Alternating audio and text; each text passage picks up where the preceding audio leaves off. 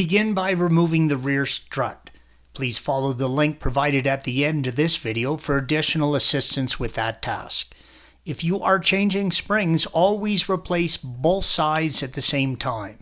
Porsche does not sell individual springs, only pairs. If you have the factory shock with PASM, you will have a wire coming out of the top of the piston arm, red arrow.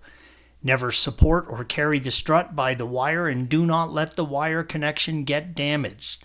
The shocks on our 991 were factory-based shocks. Before you take everything apart, take pictures or notes on the position of the mount and the hat, red arrow. It will only fit one way, and it must sit flush. If you have Porsche factory springs, they are color-coded for the application or the vehicle they are used on. You are going to need to compress the springs to take the strut apart. The springs are under a lot of pressure. Make sure to get the proper spring compressor for your struts and make sure you are using it correctly according to the instructions with your tool.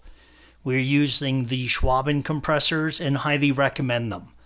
Place your spring compressor on the springs as demonstrated here and compress them until there is room between the upper spring perch, red arrow. If the compressor slips on the springs, stop. Something is wrong and you either do not have them in the right spot or you have the wrong spring compressor. With the spring compressed, use a 9mm wrench to hold the top of the piston and remove the 19mm nut. Note the position of all nuts, washers, and components on the assembly while taking them apart. This eliminates any confusion upon reassembly.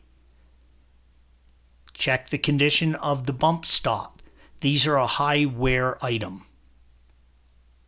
The bump stop and boot come out through the top of the spring and shock slides out through the bottom.